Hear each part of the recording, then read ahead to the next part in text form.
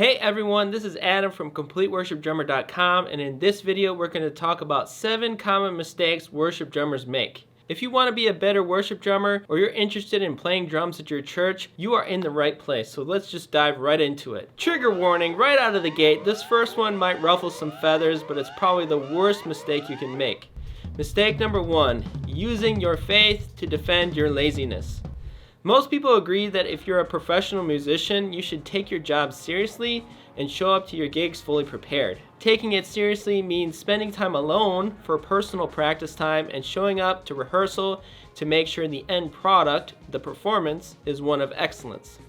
Of course, as church drummers, most of us are volunteering our time and are not being paid to play, and many of us wouldn't have it any other way. The problem is that since many of us are just volunteering our time, we may subconsciously not be taking it very seriously. If we truly believe we play for the King of Kings, we should be taking it just as, if not more seriously compared to a professional musician who is playing a paid gig. That means on top of a close relationship with the Lord, we should also be spending time alone for personal practice time, learning the parts to the best of our ability, and showing up for rehearsals to make sure the end product, the worship service, is executed with excellence. The way we use our faith to defend our laziness is we use spiritual ramifications to justify our laziness. And I think we do this because it's very difficult for anyone to push back against those reasons.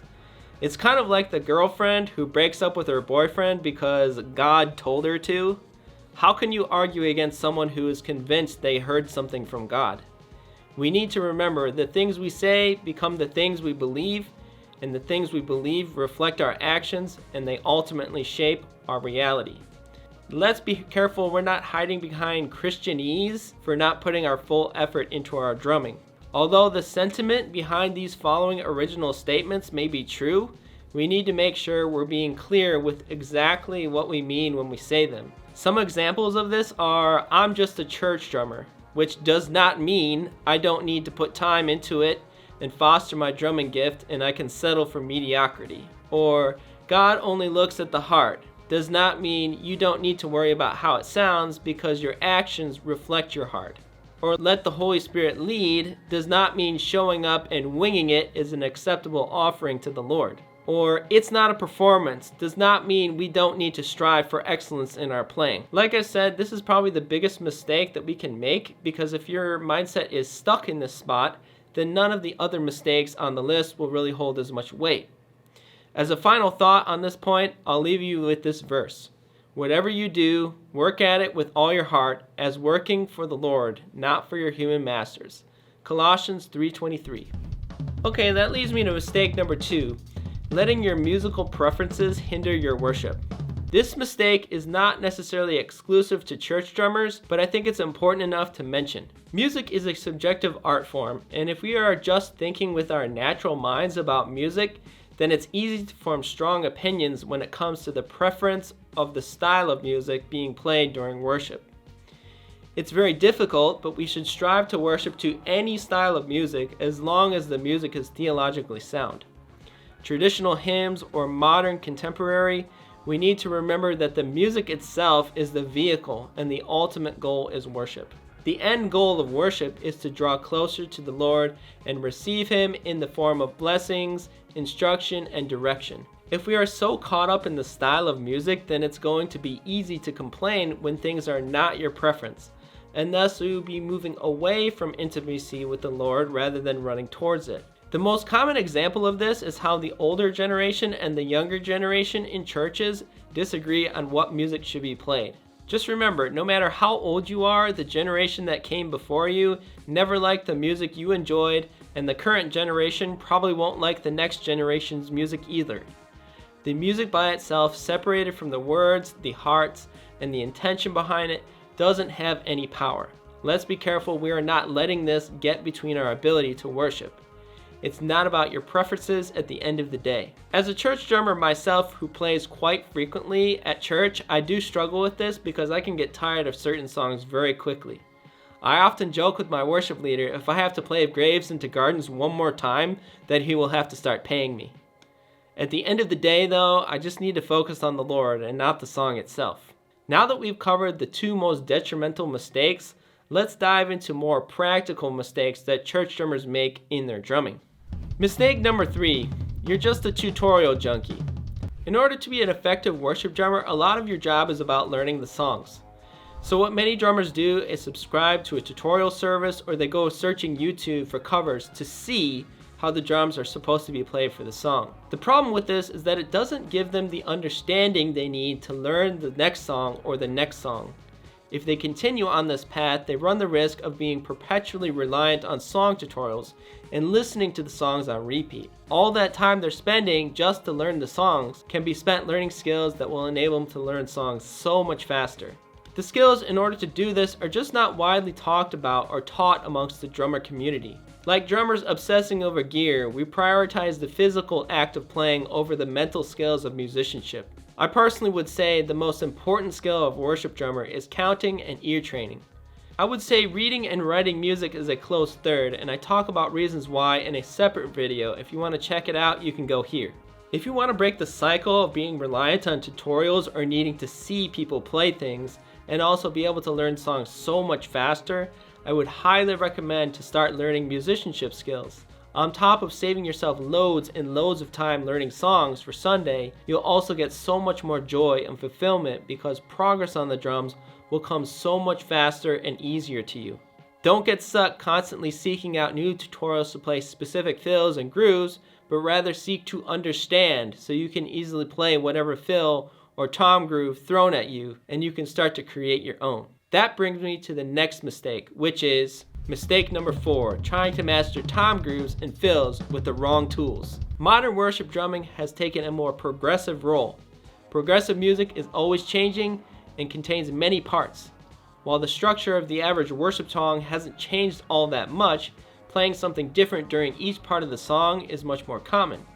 Gone are the days of just straight hi-hat, kick, and snare the whole time, and instead the entire kit is being incorporated to create a different texture to the different sections of the song. I've had countless conversations with the older generation of drummers who don't appreciate this new style of drumming, but we need to remember that at the end of the day, we play drums for the Lord, and our style preferences shouldn't deter us from using our gifts. I would challenge you to embrace this new way of playing and rise to the challenge because it seems to be here to stay for a while. Here's where the mistake comes into play. If you're simply using your ear to figure out some of these more modern parts, you're bound to run into some problems, and it will be difficult to decipher what is happening with just your ears alone. I think this is so much easier with 4/4 grooves on the hi-hat, kick, and snare, but the tom grooves and the fills are going to be much more challenging without some ear training skills. This is exactly why so many drummers go to the tutorials or go to YouTube to try to see what the drummer is doing. But at the end of the day, you have to ask yourself, do you want to be a musician or do you want to be just a mimic? By the way, if you're getting value from this so far, don't forget to hit the subscribe button so you're notified when I release more content like this. And please hit the like button to help me reach more drummers.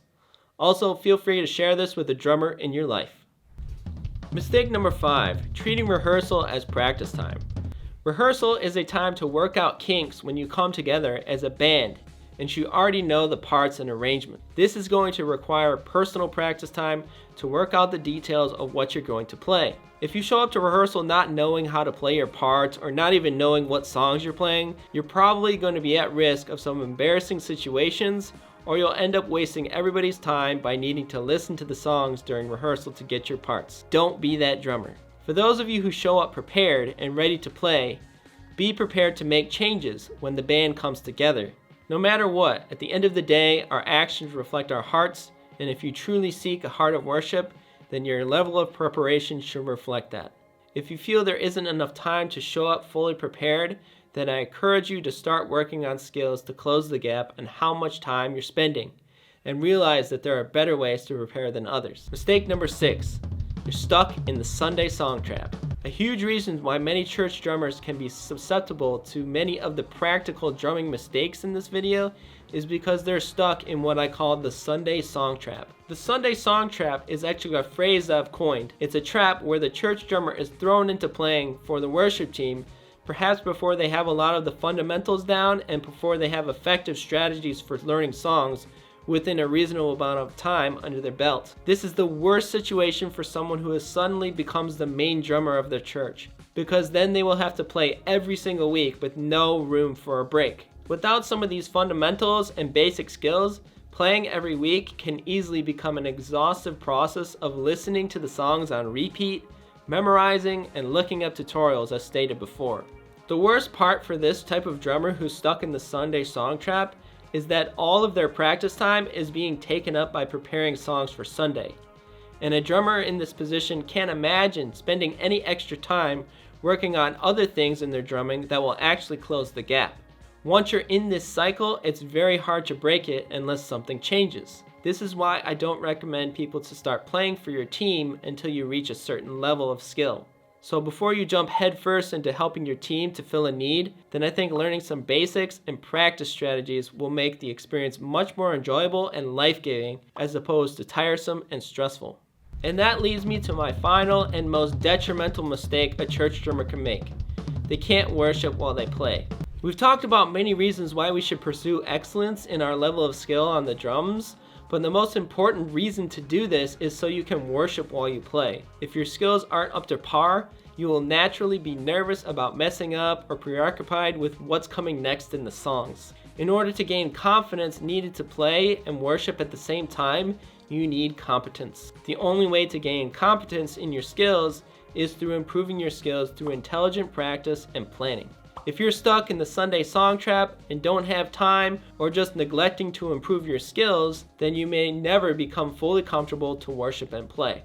Again, this situation is the worst if you're the only drummer at your church because you are constantly pouring out and never being filled. You are missing out on worship every single week. So just to recap, 7 mistakes are: number 1, using your faith to defend your laziness.